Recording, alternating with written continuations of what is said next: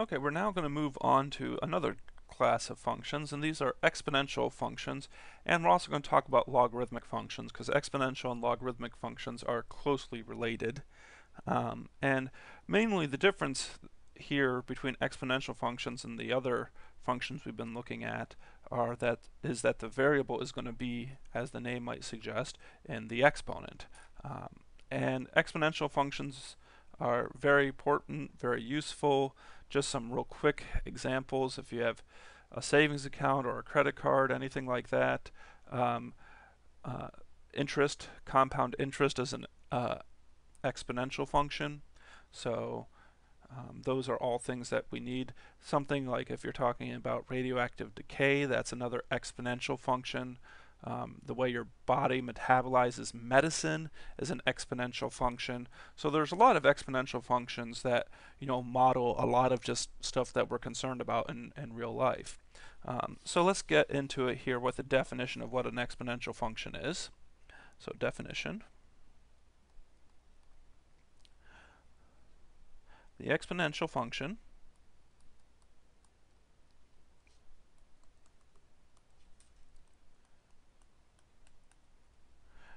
f with a base a is denoted by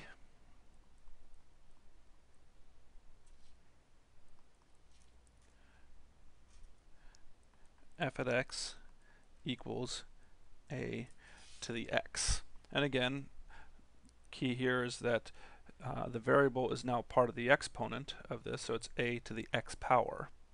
Now there's some stipulations on what a is, and a again is something we call our base. And here a can't be 0, which kind of makes sense.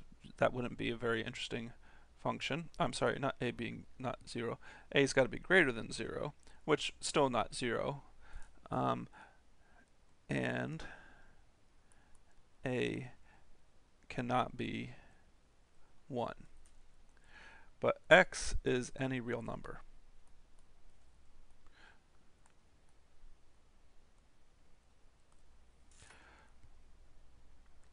So the reason we have to have a greater than 0 is, again, we're talking about real value things here. So if you had a being a negative number, yeah, you can do a negative number to integer exponents easily enough, but think of negative 2 to the 1/2 power. Well, from fractional exponents, we know, here I'll write it down, if we have negative 2 to the 1/2 power, from fractional exponents we know that this is the same thing as the square root of negative 2, which is just I times the square root of 2. But the issue here is that we're wanting, again, real valued functions, so that's why we want to keep a being bigger than 0, because otherwise we'll get complex and imaginary numbers as part of our function, and we're not talking about those as far as graphs of those. And now the reason we don't want a being 1 is because that's also kind of boring here. 1 squared is 1. 1 cubed is 1. 1 to the 0 is 1. So really, if a is 1, it's not an exponential function. It would just be a constant function. So that's why we don't have that. So now the other thing here is that then x can be any real number. So right off the bat here, an exponential function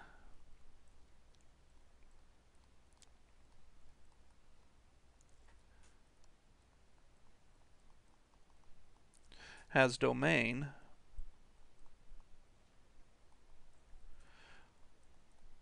all real numbers. X is just a real number, so the domain of exponential functions are all real numbers. Alright, so let's look at some basic ones to start getting an idea of what these graphs of exponential functions look like. Now, if you've seen exponential functions before, you might be familiar with them. If you haven't, well, that's kind of what we're talking about here. So, I'm going to put down a graph here, but I'm going to put it down a little bit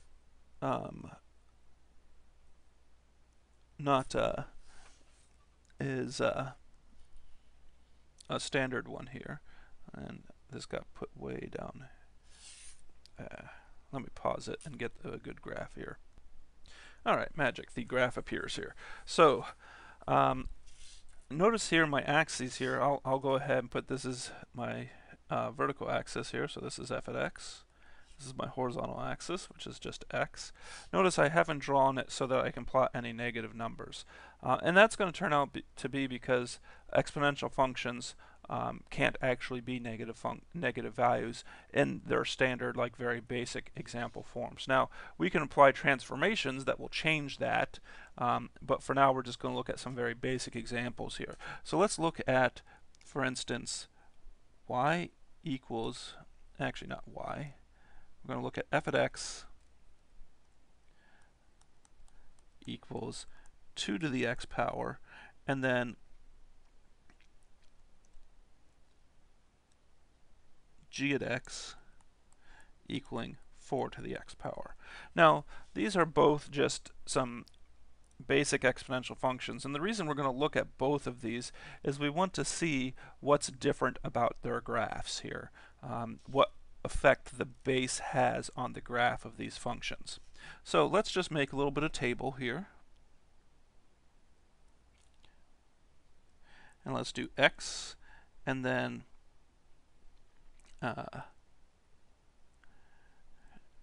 -2, -1, 0, 1, and 2. So f at x and then g at x. Now I'm not going to go through and show the arithmetic here. You're literally plugging these in. So you have 2 to the -2 power, which is 1/4 or 0.25. 2 to the -1 is 1/2 or 0.5. 2 to the 0 is 1. This would be 2, and this would be 4. And then if we do g at x, you'd get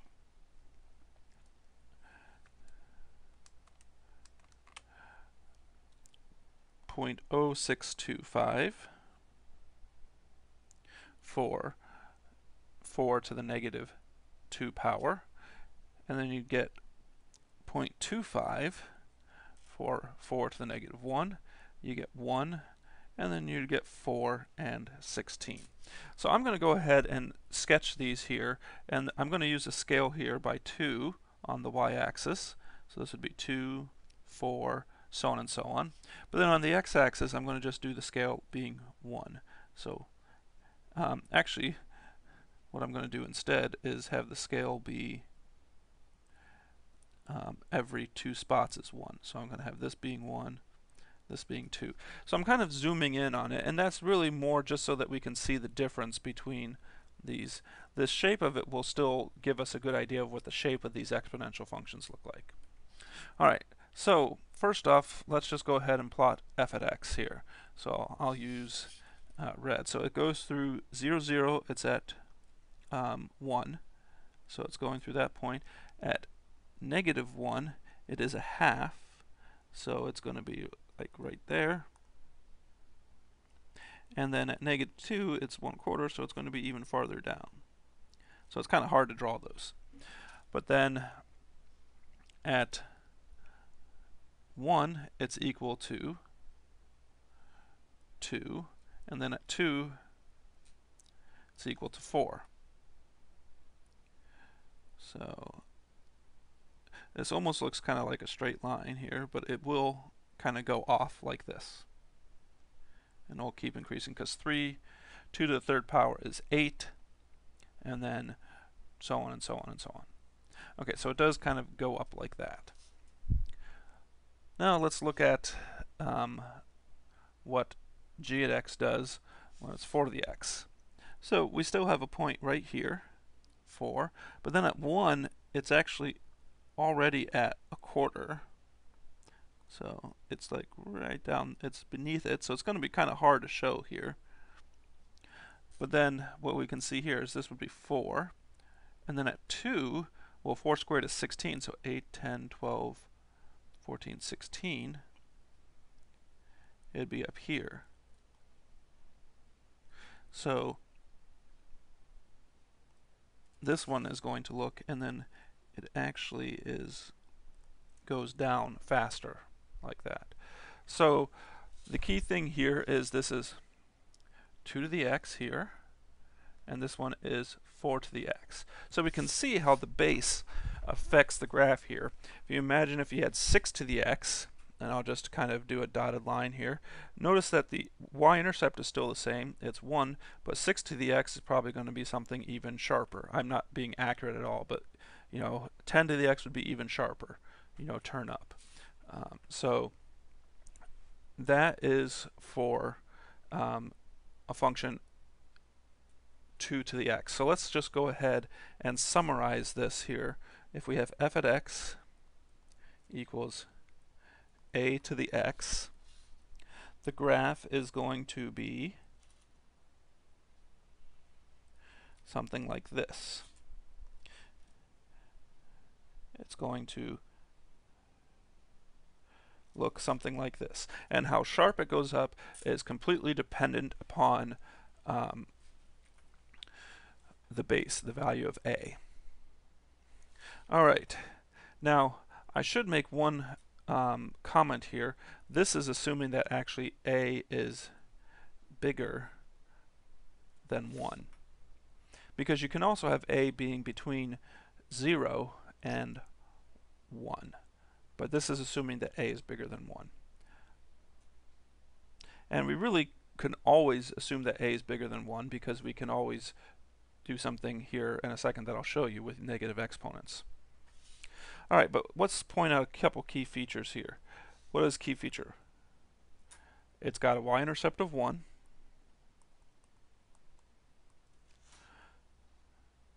And what else does it have here? Well, it's got a horizontal asymptote of y equals 0 because look, as I'm going to the negative infinity, I just keep getting closer to 0. And then the other thing we can say, as x goes to infinity, f at x goes to infinity. Alright, and so that's kind of the basics of that graph. What we should also put down, of course, is domain and range. Well, the domain here is all real numbers. That's even just based off the definition. But then the range here we can see based off the graph here, this is f at x has to be not greater than or equal, just greater than 0. You actually never hit 0. And so we could also write this in interval notation that goes from 0 to infinity. Alright, so let's look at another one here. And this time let's look at f at x equals a to the negative x. And we're still going to assume that a is bigger than 1. Now, we could go ahead and plot all of the points again and whatnot and see what it is. But let's just plot one of them here.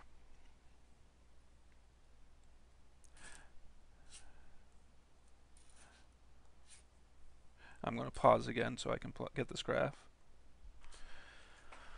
Okay, so when I say plot one of them, I'm going to refer to, let's look at the graphs here of, let's say g at x is equal to 2 to the x, and then f at x is equal to 2 to the negative x. And the reason I'm doing those here is because we'll actually not bother plotting the points for g at x. We'll actually use transformations. So I'm sorry, not plotting the points for f at x. So let's go ahead and plot g at x. We already did this one here with the table, so now I'm going to make everything just a scale of 1 here now. So y-intercept is 1, at x equals 1 it's 2, at x equals 2 it's 4, then negative 1 it's a half, and then a quarter. And so again, kind of trying to sketch this in here. This is what the graph would look like. And again, this is for 2 to the x. Now I want to do 2 to the negative x.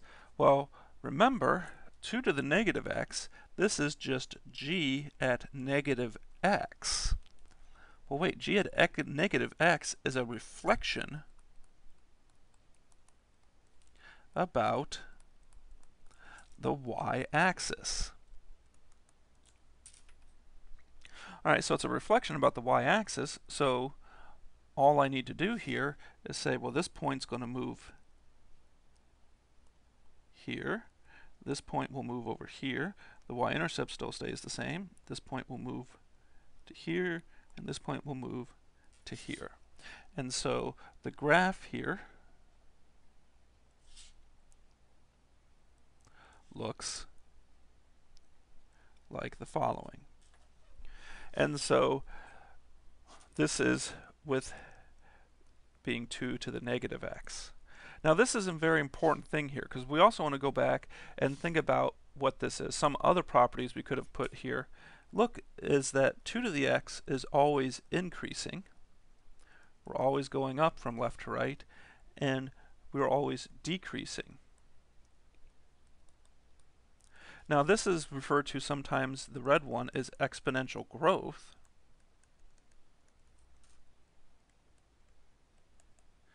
And the blue one is referred to as exponential decay. Now, just again to kind of give you some examples, real life examples, bacteria growth usually goes exponential growth if you're talking about how bacteria multiply.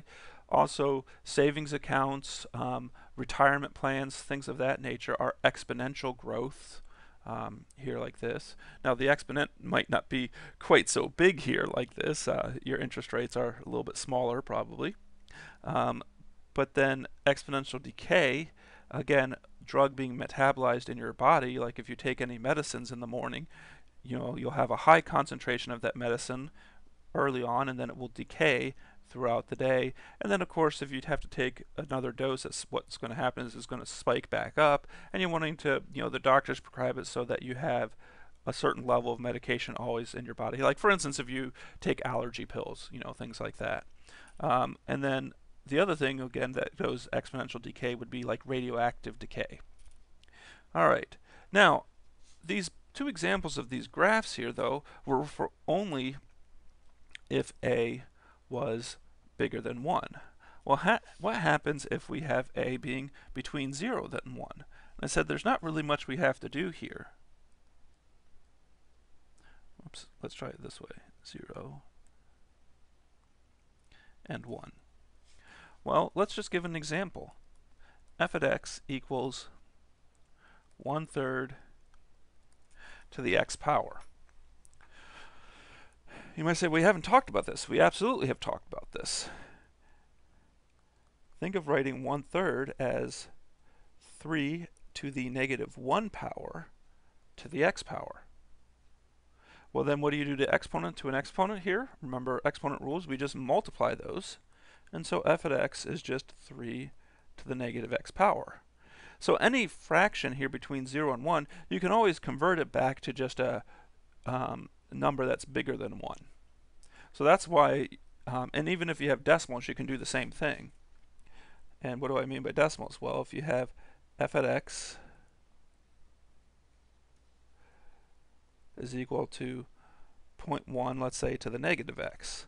Well, 0.1 is, this would be the same thing as 1 over 0.1 to the negative 1 power to the negative x power, which 1 over 0.1 is just 10, and then negative 1 times negative x would just be, this is just 10 to the x power.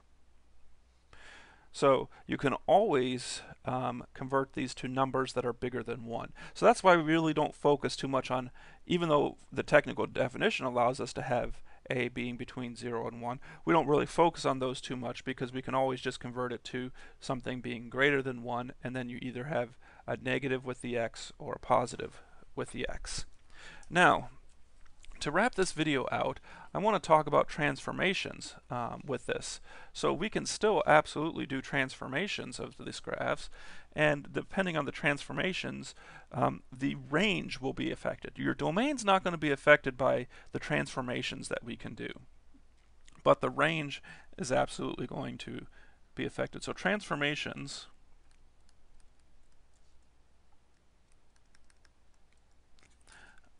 of f at x equals a to the x won't affect the domain.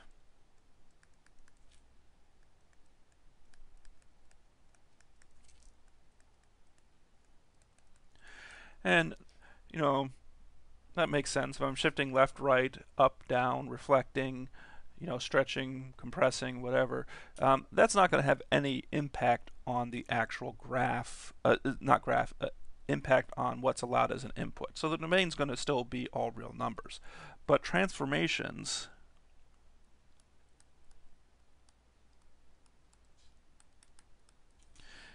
can have a serious impact on the range. So I'm going to only plot 3 points for these, but I'm going to look at a couple examples here. The first example we'll look at is, let's look at f at x is equal to 2 to the x plus 1 power minus 3. Okay? So, if we go back to thinking of our parent functions, in this case our parent function is my exponential function 2 to the x. And so I'm going to pause again to put the graph down. Actually, no, I'm going to pause, but I'm going to put a regular graph down this time. Okay, so I've got my regular graph here. So I'm going to go ahead and just, again, quickly sketch out. I'm only going to do 3 points here. Y-intercept of 1, and then 2, 1/2. Actually, I'll go ahead and put one more point in here, because then it's 4. Then I'll do the dotted line thing here. Whoops. There we go. Doesn't go below the x-axis there. Okay, so that's my 2 to the x. Now let's identify the transformations here. Well, we've got shift left 1 and down 3. So now we have to apply these transformations to the points, and now this is not anything different than what we did when we did transformations originally. So I'm going left 1 and down 3. So this would go left 1, down 3. This goes left 1, down 3. And this goes left 1 and down 3.